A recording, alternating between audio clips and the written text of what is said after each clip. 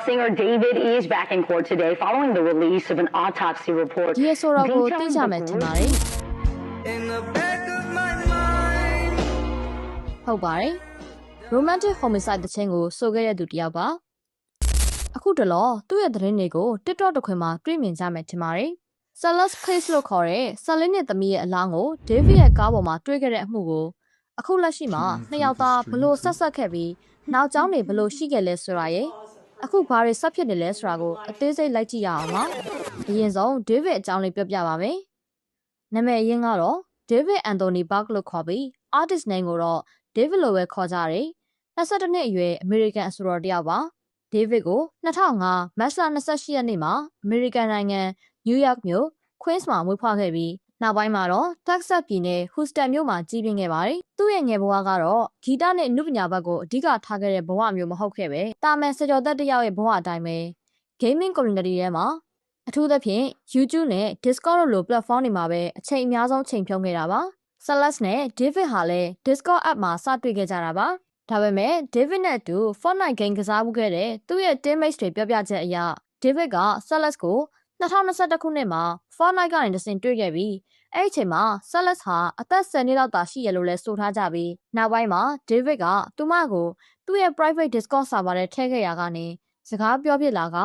သူတို့နှစ်ယောက်ရဲ့ဆက်ဆံရေးကပိုပြီးနီးနီးကပ်ကပ်ဖြစ်လာခဲ့ပါတယ်။စကားမဆက် Salas နာမည်အရင်ဟာ Salas Rivers Hernandez ပါဆိုတော့ David အကြောင်းပြန်ဆက်မယ်ဆိုရင်တော့သူဟာ Fortnite game ကိုဆွဆွဲလန်းလန်းဆော့တဲ့လူငယ်တစ်ယောက်ပါပဲ။နောက်ပိုင်းမှာသာသူဟာ music ကိုစတင်စမ်းသပ်လာခဲ့ပါတယ်။သူ့ဖုန်းတစ်လုံးထဲကိုအသုံးပြုပြီးတခြင်းတွေကိုစမ်းရေးခဲ့ပါတယ်။ professional studio မရှိပဲအလွန်ရိုးရှင်းတဲ့ setup နဲ့ပဲသူ့ရဲ့အစောပိုင်းတခြင်းတွေကို record လုပ်ပြီး produce လုပ်ခဲ့တာဖြစ်ပါတယ်။သူ့ရဲ့ style ကတော့ raw တဘာဝအတိုင်း emotional ခံစားချက်ပြည့်ဝပြီး indie alternative နဲ့ background pop လိုပုံစံမျိုးပေါ့။သူ့ရဲ့အောင်မြင်မှုအပြောင်းလဲကာလကတော့2022ခုနှစ်မှာထွက်ရှိခဲ့တဲ့ TikTok မှာအားလုံးကြားဦးကြတဲ့ romantic homicide တခြင်းကြောင့်ပဲဖြစ်ပါတယ်။သူကိုယ်တိုင်လည်းဒီတခြင်းအကြောင်းပြောထားပြီးဒီဟာကငါဘဝမှာတထိုင်နဲ့ record လုပ်ထားတဲ့တပုတ်ထဲသောတခြင်းမှာလို့ဆိုပါတယ်။ lead vocal တစ်ခုလုံး background vocal တွေကိုအဖြတ်တောက်တစ်ခုမှမရှိပဲ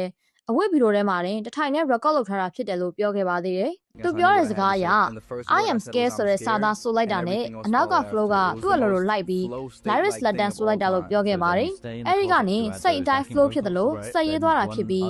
အဲ့ဒီအတွေ့အကြုံကိုသူက flow state လို့ဖော်ပြခဲ့ပါတယ်။ဒီသချင်းဟာအလွန် dark ဖြစ်တဲ့သချင်းတစ်ပုဒ်ဖြစ်ပြီးသူအရင်လောက်ခဲ့တဲ့ style နဲ့လုံးဝမတူတဲ့တစ်ခုဖြစ်ပါတယ်။သူ့အမေတောင်ဒီသချင်းကိုမကြိုက်ခဲ့ပါဘူး။ဒါပေမဲ့ David ကသူ့အမေမကြိုက်ရင်သူကကူးဖြစ်တယ်လို့ထင်တဲ့ကောင်ပါအဲ့ဒါကြောင့်မို့လို့လေချက်ချင်း release လုပ်လိုက်ပြီးနောက်တညထဲမှာတင် TikTok ပေါ်မှာ viral ဖြစ်သွားပြီး million view ရရှိသွားခဲ့ပါတယ်ဒီသချင်းကိုထူးခြားစေတဲ့အချက်ကတော့ lyric စာသားတွေကတိုတောင်းပြီးဓာတ်ရိုက်ဆန်တယ်လို့ခံစားရတဲ့အတွက်ကြောင့်လူငယ် online audience တွေနဲ့အလွန်ဆက်ဆက်မှုရှိခဲ့ပါတယ်သချင်းဟာ streaming အရေအတွက်များစွာရလာခဲ့ပြီးသူ့ကိုအမည်မရှိတဲ့ background creator တယောက်ကနေတခဏအတွင်း mainstream rising artist တယောက်ဖြစ်ပြောင်းလဲစေခဲ့ပါတယ်နောက်ပိုင်းမှာတော့သူဟာသချင်းအသစ်တွေဆက်လက်ထုတ်လုပ်ပြီး streaming platform နဲ့ social media ကိုအဓိကအသုံးပြုကာ fan base တည်ဆောက်ခဲ့ပါတယ်တခြားသောနာမည်ကြီး artist တွေ streamer တွေနဲ့ collab လုပ်ခဲ့ပြီးသူ့ fan base နဲ့အမြဲထိတွေ့နေခဲ့ပါတယ်အလောင်းတွေ့ရှိမှုနဲ့တွေ့ရှိတဲ့သက်သေအထောက်အထားများအာဏာပိုင်တွေပြောကြားချက်အရ2025ခုနှစ်ဧပြီလ23ရက်နေ့မှာSalas ဟာ David နေထိုင်နေတဲ့ Hollywood Hills ရှိအိမ်ကိုရောက်ရှိလာခဲ့ပြီးတော့အဲ့ဒီနောက်ပိုင်းဘယ်သူမှသူမကိုမမြင်တွေ့တော့ဘူးလို့ယူဆထားကြပါတယ်။အစီရင်ခံချက်များအရသူမရဲ့ကြံရှိနေတဲ့အလောင်းပိုင်းစာများကို David နာမည်နဲ့ register တင်ထားတဲ့ Tesla ကားတစ်စီးအတွင်းမှာတွေ့ရှိခဲ့တာဖြစ်ပြီး electric vehicle တွေမှာရှိတဲ့ကားရဲ့တိုးလောင်ခန်းမှာတွေ့ရှိခဲ့တာဖြစ်ပါတယ်။ကားတွေကိုစစ်ဆေးကြည့်တဲ့အခါအလောင်းဟာအလွန်ပျက်စီးနေပြီးခွဲထုတ်ထားတဲ့အခြေအနေဖြစ်နေခဲ့ပါတယ်။ရဲတပ်ဖွဲ့ရဲ့အဆိုအရ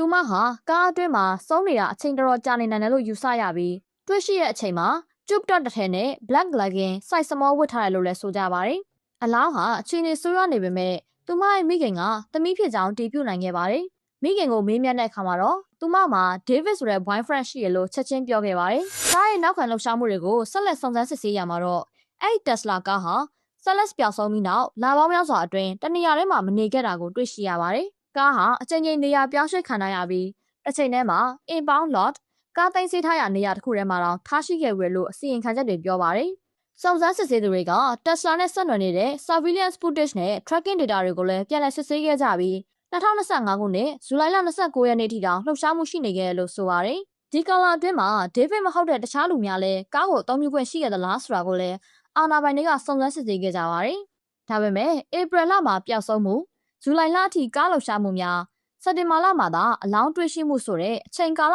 ကြီးမားတဲ့ကွာဟချက်တွေကြောင့်တည်ဆုံးချိန်ကိုအတိအကျသတ်မှတ်ရန်အခက်အခဲများရှိနေခဲ့ပါတယ်။အဲဒီကာလအတွင်းမှာဒေးဗစ်ဟာအွန်လိုင်းပေါ်မှာဆက်လက်တက်ကြွနေပြီးသူ့ရဲ့နောက်လာမယ့် Evan နဲ့ပတ်သက်တဲ့ content တွေကိုတင်နေခဲ့ပါတယ်။သူ့ရဲ့ပြင်ပမြင်ရတဲ့အပြုအမူတွေထဲမှာစိတ်ပီစီမှုကြောက်ရွံ့မှုသို့မဟုတ်အနှောက်အယှက်တွေမမြင်ရဘဲအရာအလုံးတာမန်လိုပဲဖြစ်နေတယ်ဆိုတဲ့ပုံစံမျိုးကိုပြသနေတဲ့အတွက်ကြောင့်လူတွေကသူ့ကိုတန်တရားကင်းမဲ့နေခဲ့ကြပါတယ်။နောက်နေ့ဖြစ်တဲ့ဧပြီလ24ရက်နေ့မှာတော့သူ့တိုးအတွက်လက်မှတ်ရောင်းချမှုစတင်ခဲ့ပြီးသူဟာသူ့ရဲ့ဂီတကိုဆက်လက်ကြော်ညာနေခဲ့ပါတယ်။ဒါပေမဲ့ဧပြီလ29ရက်နေ့နောက်ပိုင်းမှာတော့ရုတ်တရက်ပြောင်းလဲမှုတစ်ခုတွေ့ရပါတယ်။မေလ1ရက်နေ့ကနေမေလ9ရက်နေ့ထိ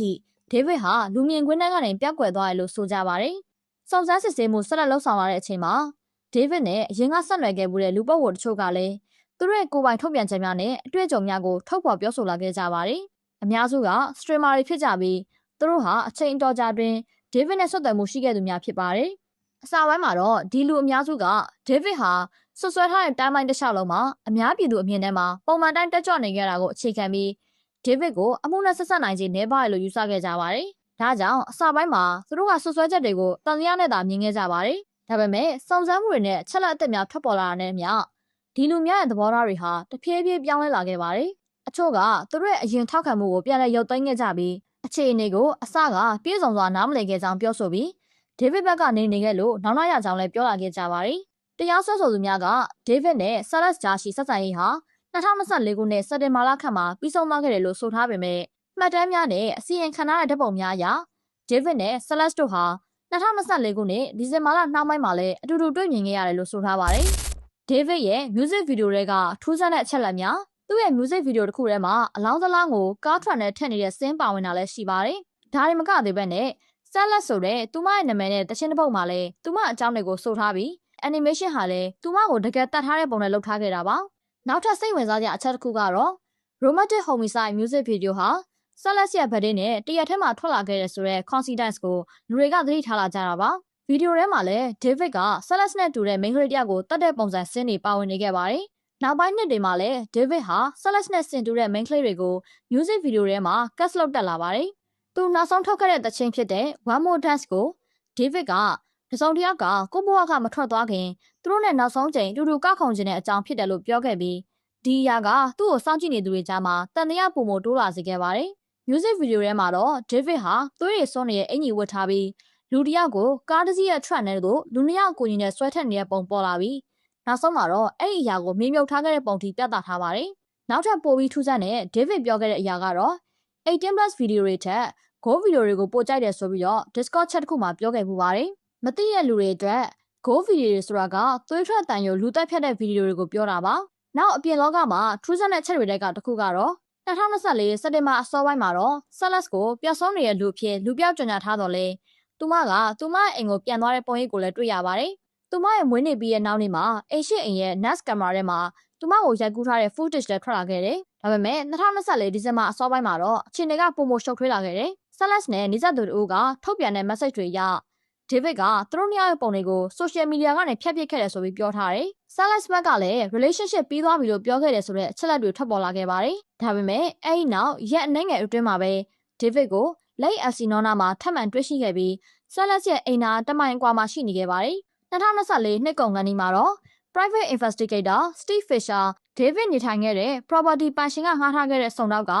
ဒေးဗစ်နဲ့ဆာလက်စ်တို့ကိုပြန်တွေ့ထားတဲ့ပုံတွေရှိရလို့ပြောလာပါတယ်။အဲ့ဒီပုံတွေကသူတို့ရဲ့မြို့ Los Angeles မှာအတူတူရှိနေတဲ့ပုံဖြစ်ပြသထားပြီးနောက်တစ်ညမှာလည်း New Year Eve အချိန်မှာဆာလက်စ်ကိုဒေးဗစ်နဲ့သူ့တငယ်ချင်းတွေကြားမှာရှိနေတဲ့ပုံတွေထပ်မံရိုက်ထားတယ်။အဲ့ဒါကတော့ဆာလက်စ်ကိုနောက်ဆုံးချိန်ဖြစ် public ထဲမှာအသက်ရှင်လက်မြင်ရတဲ့ပုံရိပ်တွေကတစ်ခုလည်းဖြစ်လာပါတယ်။အခုဆာလက်စ်ရဲ့ရုပ်အလောင်းကိုတွေ့ရှိပြီးနောက်မှာတော့သူမရဲ့တည်ဆုံမှုဟာအချက်လက်တွေကိုအာဏာပိုင်တွေဘက်ကတော့အများကြီးမပြောခဲ့ပေမဲ့ရဲတွေတိတ်ဆိတ်နေတဲ့အချိန်မှာပဲ online community တွေသတင်းထောက်တွေနဲ့ private investigator တချို့Steve Fisher လိုသူတွေကတော့ကိုယ်တိုင်ပဲပုံရိပ်တွေကိုစုစည်းပြီးဖြစ်ရပ်ကိုခန့်မှန်းဖော်ထုတ်ဖို့စတင်ခဲ့ကြတယ်။လာပေါင်းများစွာကြာအောင်ဖိအားများလာခြင်းသတင်းချက်လက်များကွဲပြားနေခြင်းနဲ့ online ပေါ်တွင်စောင့်ကြည့်မှုများအလွန်များပြားလာခြင်းတို့ကြောင့်အာဏာပိုင်များကနောက်ဆုံးမှာတော့2026ဧပြီလ16ရက်နေ့မှာ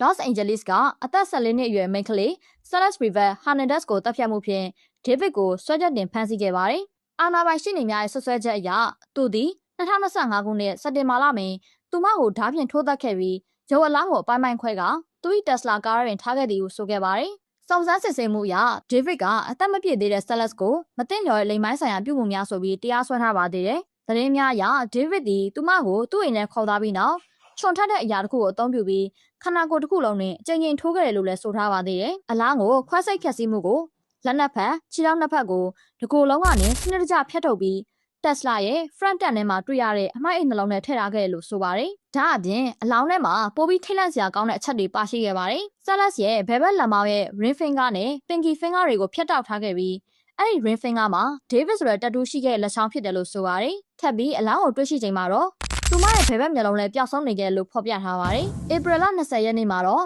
District Attorney ရုံးက David ကို first degree murder နဲ့တရားဝင်စွဲချက်တင်ခဲ့ပြီးလှည့်လည်စောင့်ကြည့်တပ်ဖြတ်မှုငွေကြေးအကျိုးမြတ်အတွက်တတ်မှုတပ်သေးရုပ်အလောင်းဖျက်ဆီးမှုစွဲချက်အရ David ဟာ Celeste Rivers ကိုနှုတ်ပိတ်ဖို့အတွက်တတ်ခဲ့တယ်လို့ဆိုထားပါတယ်။ David နဲ့ Celeste တို့ရည်စားဖြစ်နေချိန်မှာ Celeste ဟာ14နှစ်သားဖြစ်ခဲ့တဲ့အတွက်အသက်အရွယ်မပြည့်သေးတဲ့လူနဲ့တွဲနေရကိုမချပြချင်သေးတော့သူမဟာအဲ့ဒါကို public မှာပြောခဲ့တဲ့အတွက်နှုတ်ပိတ်လိုက်နေတာဆိုပြီးတော့စွဲချက်တင်ထားပါသေးတယ်။အဲ့ဒီအချိန်မှာ David ရဲ့ကြော်ကြားမှုကတက်နေပြီးတော့ Wall Tour တွေ interview တွေ Spotify streaming တွေလည်းအလွန်မြင့်တက်နေခဲ့တဲ့အချိန်နဲ့ကိုက်နေတဲ့အတွက်လည်းပါပါတယ်။ထပ်ပြီးစွဲချက်ထဲမှာအသက်မပြည့်သေးတဲ့ main ကလေးတယောက်ကိုဆက်လက်လိမ်မိုင်းဆိုင်ရာကျူးလွန်မှုနဲ့လူရုပ်လောင်းကိုမတရားဖျက်ဆီးမှုတို့ပါဝင်ပါတယ်။သူ့ရဲ့ပထမတရားရုံးအထွက်မှာတော့ David ရဲ့ရှေ့နေအဖွဲ့ကအပြစ်မရှိလို့ညှင်းဆိုခဲ့ပါတယ်။ဒါပေမဲ့အမှုရဲ့ပြင်းထန်မှုကြောင့်တရားသူကြီးကသူ့ကိုထိန်းသိမ်းထားဖို့ပဲဆုံးဖြတ်ခဲ့ပါတယ်။လက်ရှိမှာအမှုကိုစစ်ဆေးမှုနောက်တစ်ဆင့်ကိုသွားနေပြီး forensic evidence နဲ့တခြားသော digital data 40 terabyte ကျော်ရှိသက်သေတွေကိုလည်းတင်ပြဖို့ပြင်ဆင်နေပါတယ်။အဲ့ဒီ22နှစ်အရွယ်လူငယ် David ရဲ့ iCloud account တစ်ခုထဲမှာ child related illegal image ဆွဲရည်နဲ့ပတ်သက်တဲ့တရားမဝင်ညဉ့်ညမ်းတဲ့ပုံတွေများစွာရှိနေလို့လည်းဆွဆွဲခံရပါသေးတယ်။လက်ရှိမှာတော့ David ဟာ Los Angeles အကျဉ်းထောင်တစ်ခုမှာဆက်လက်ထိန်းသိမ်းခံရပြီးအပြစ်ရှိကြောင်းသက်သေပြပါကတသက်တကြွသို့မဟုတ်တေတံအထိအပြစ်ဒဏ်ကြခံရနိုင်ပါတယ်လို့သိထားရပါတယ်။ David ကတော့သူ့ကိုယ်သူမိမိအပြစ်မရှိကြောင်းတရားဝင်ညင်းဆိုထားတာပါ။ဒီလိုတွေဖြစ်နေရတာတချို့သော David ရဲ့ fan တွေကသူ့ဘက်မှာပဲရှိနေကြပြီးတချို့သော fan တွေကလည်းသူ့ရဲ့ fan ဖြစ်ကနေစုတ်ခွာသွားခဲ့ပါတယ်။ခင်ဗျားတို့ရောဒီအမှုကိုဘယ်လိုမြင်လဲဆိုတာ comment မှာရေးပေးသွားကြပါဦး။ဒါနဲ့ channel ကို subscribe လုပ်ဖို့မမေ့ခဲ့ကြပါနဲ့။အဆုံးထိကြည့်ရှုပေးခဲ့တဲ့အတွက်ကျေးဇူးတင်ပါတယ်။